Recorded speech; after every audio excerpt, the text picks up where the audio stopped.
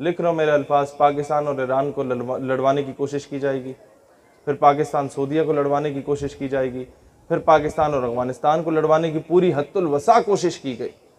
आपके मीडिया पे बैठ के आप मुस्लिम ममालिक के खिलाफ बकवास कर लें, लोग कहेंगे बल्ले बल्ले बल्ले पाकिस्तान की सालमियत की बात हो रही है। ज़रा सा इंडिया, अमेरिका और इसराइल के खिलाफ बात करें ना तो कहेंगे हेट स्पीच फैला रहे हैं, या आप नफरत फैला रहे हैं। ये इस तरीके के यहूदियों की औलादें बैठी हुई हैं जो हमें आकर रोक रही होती हैं। ये जो गोरे चले गए ना, ये अपने गुलाम उन कालों को छोड़ गए हमारे ऊपर। पाकिस्तान के किसी इदारे की पॉलिसी से इख्तलाफ हो सकता है, किसी जर्नैल से इख्तलाफ हो सकता है, किसी वज़ीर से इख्तलाफ हो सकता है, किसी गवर्नर से इख्तलाफ हो सकता है, किसी वज़ीर आज़म से इख्तलाफ हो सकता है, सदर मुमलिकत से इख्तलाफ हो सकता है, वज़ीर आला से इख्तलाफ हो सकता है। उसका गिरबान पकड़ो, लेकिन पाकिस्तान धरती माँ है। पाकिस्तान तो हम सबका है, इसके लिए तो हम सब के बाप दादा ने कुर्बानियाँ दी। इसके लिए तो आप सब में से किसी न किसी का चाचा मामा ताया फौज का सिपाही होगा जो बेचारा बॉर्डर पे बैठा हुआ है ना। आप सबके खानदान में कोई ना कोई इस तरह का फौजी होगा, कोई पुलिस वाला होगा जो बेचारा वो कराची के ये इतनी सख्त गर्मी में लोग बेहोश हो रहे होते हैं और वो चौक चौराहे पे खड़े होके लोगों को राह दिखा रहा होगा, लोगों से आके बातें सुनाते होंगे, वो खामोशी से सुन लेता होगा कि चलो यार मैं कौम की खिदमत कर रहा हूँ। हम उसे ताने देते हैं कि तुम 20,000 के पीछे ये कर रहे हो। बंदा पूछे कि उल्लू के पठो 20,000 के पीछे कौन से याचीन पे जाता है। लिहाजा जो जवान हैं उन्हें सीनों से लगाओ। किसी जर्नैल की पॉलिसी से इख्तिलाफ है, नाम लेके बोलो, पूरे इदारे को रगड़ाना लगाओ, क्योंकि उससे यही होता है कि जो वो बेचारा शहादतें दे के आ रहा होता है उसके जख्मों पे नमक छिड़कते हैं। जर्नैल को कोई फ़र्क नहीं पड़ता, कोई फ़र्क नहीं पड़ता। उसने वही रिटायरमेंट के बाहर दफ़ा हो जाना है मुशर्रफ की सूरत में, वहाँ जाके आराम से ज़िंदगी गुजारेगा। उसने जो किया, मैं उन चीज़ों में नहीं जाऊँगा, फिर ये फरिश्ते नाराज़ होते हैं, लेकिन मैं सिर्फ इतना बात कहना चाहूँगा कि पाकिस्तान से अगर मुझे मोहब्बत है तो इस वजह से नहीं है कि ये ख़िता ज़मीन है जहाँ में पल्ला बड़ा, जहाँ में पैदा हो गया, नहीं। मुझे इससे मोहब्बत है तो इस वजह से है कि ये वो वाहिद रियासत है, रियासत मदीना के बाद, जो इस्लाम के नाम पे हासिल की गई। लिहाजा हम इख्तिलाफ हुकूमत से होगा, हुकूमत का गिरबान पकड़ेंगे और उसको उठा के बाहर फेंकेंगे और अपने बच्चों की तरबियत करके उनको सियासत में लाएं, अपने बच्चों की तरबियत करके उन्हें ब्यूरोक्रेट बनाएं, अपने बच्चों की तरबियत करके उन्हें आर्मी ऑफिसर बनाएं, उन्हें इंजीनियर डॉक्टर बनाएं, उन्हें अच्छा आलिम बनाएं, उन्हें मेन स्ट्रीम में लाएं। आप मुझे बताएं, बिल फर्ज खुदा ना खास्ता 2-3 हिस्से हो गया मुल्क, तो अंग्रेज़ों के कुत्ते नहलाने वाले तो हर सूबे पे काबिज बैठे हुए, फिर क्या करेंगे? ज़िलों को अलग करेंगे। मेरी बात समझ आ रही है आप लोगों को? ये नवाब वडेरे तो वही बैठे हुए हैं। उन्होंने तो आपको बलूचिस्तान में भी महरूम रखा, उन्होंने आपको पंजाब में भी महरूम रखा। पंजाब आपको क्या लाहौर नजर आता है सिर्फ? साउथ पंजाब चले किसी दिन मेरे साथ, आप बलूचिस्तान के जुल्म भूल जाएंगे। वहां के जो जाबिर और जालिम नवाब वडेरे अपने अवाम के साथ वो सलूक करते हैं।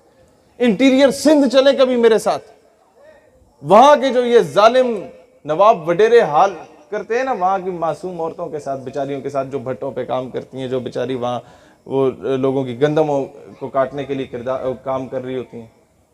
आप भूल जाएंगे कि बलूचिस्तान में क्या हो रहा है। हर जगह की एक अपनी तवील दास्तान है।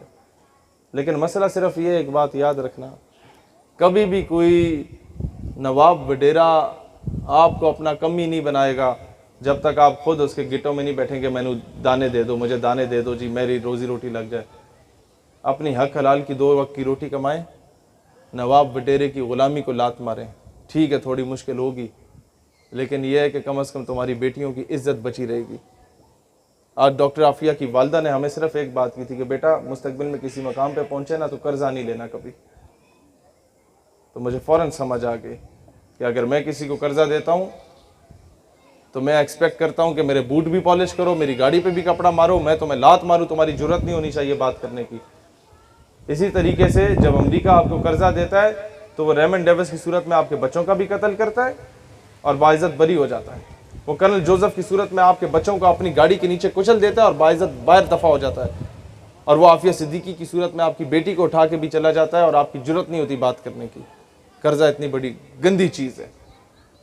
तो मुल्क की सतह पे कर्जा ना लेना ये हम हुकूमत से इम्प्लीमेंट करवाएंगे, लेकिन ये नवाबों वडेरों की गुलामी से निकलना ये आप लोगों पर है। अपने MNA MP आए उन्हें को हमारी गली में नलका लगाओ, अगर वो आके लगा देता है और कहता है मुझे वोट दो, तो उससे सिर्फ ये बोलो भाई नलका लगे ना लगे हमें इससे गर्ज नहीं है, गली पक्की हो ना हो हमें इससे गर्ज नहीं है, हमें स्टाम्प पेपर पे लिख के दे दो कि तुम डॉक्टर आफिया सिद्दीकी को वापस लाओगे या नहीं लाओगे। मुझे बताया ना, कौम की इज्जत जो है, मैं आपसे बहुत सिंपल सी मिसाल देता हूँ। हमें आके उल्लू के पट्टे बताते हैं कि जी हमने आफिया सिद्दीकी बाहर दे दी तो हमने पैसे भी तो बड़े लिए, पाकिस्तान तरक्की भी तो किया, हमने बड़े मेगा प्रोजेक्ट्स किए। बंदा आपसे बोले जी अपनी बेटी मुझे दे दो, मैं उसके साथ जुल्म ज्यादती करूं और तुम्हें मैं 2 करोड़ दे दूं, तुम्हारे पास तो 2000 भी ना हो, और आप 2 करोड़ का बड़ा बंगला ले लें, गाड़ी ले लें, सारा कुछ कर लें, ऐशी करें, क्लब्स बार्स में जाएं, तो क्या दुनिया आपको इज्जतदार शहरी कहेगी?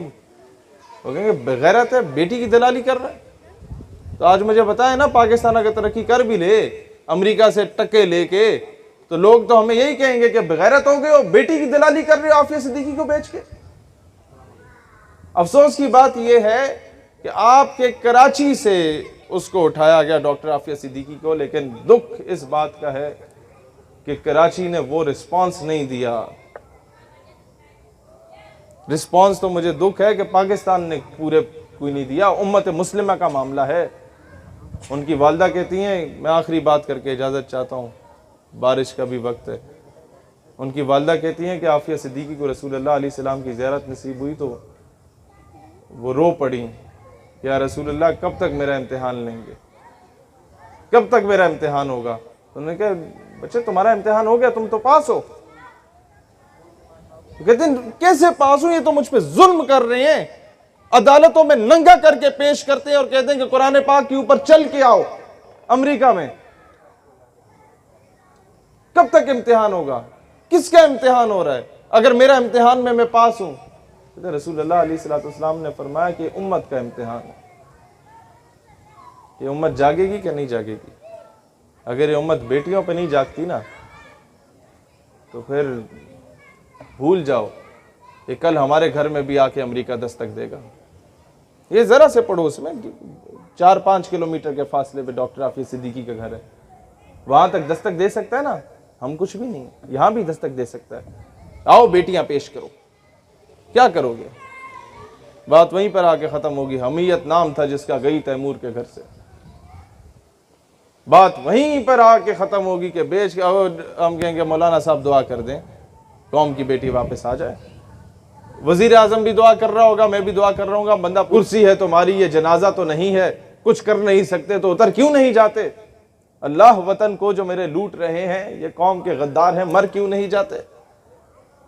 बंदा उनसे पूछे कि भाईजान अगर आप वजीर आजम हैं, ये तो वही बात हुई ना, बेच कर तलवारें खरीद लिए मुसल्ले हमने, बेटियां लुटती रहीं और हम दुआ करते रहे और कहते रहे कि जनाब वो अपने आप को बेहतर कर दो। या जाके हमें यही, ये जो दानियाल भाई बात बता रहे ना, मिर्ज़ा कादियानी का सबसे बड़ा एम एंड ऑब्जेक्टिव आगे ये था कि जिहाद की रूह को ख़त्म कर दो मुसलमानों के अंदर से, इन्हें बुज़दिल और बगैरत बना दो ताकि सल्तनत बरतानिया के खिलाफ ना उठे। 1857 की जंग आज़ादी के बाद मिर्ज़ा कादियानी को लॉन्च किया गया था, और उसी के पैरोकार जो कादियानी है या नहीं है, लेकिन उसके नजरिए पे चलने वाले, क्योंकि उसका नजरिया इम्पोज कर दिया गया हर जगह पे। लोग आ जाके, हम अगर आफिया सिद्दीकी साहिबा की बात करें ना कि उन्हें रिहाई दिलवाओ, लोग कहते हैं तुम्हारी दाढ़ी पूरी नहीं है, तुम जो हो बाशरा नहीं हो, तुम पहले खुद को बेहतर करो, अपना इखलाक बेहतर करो, फिर आफिया सिद्दीकी की बात करो। मैंने कहा भाईजान, आपकी बहन अगर कोई उठा के ले जाए तो पहले क्या 40 दिन तबलीगी दौरे पे जाएंगे, फिर जाके बहन को वापस लाएंगे? समझ रहे हैं इस बात को?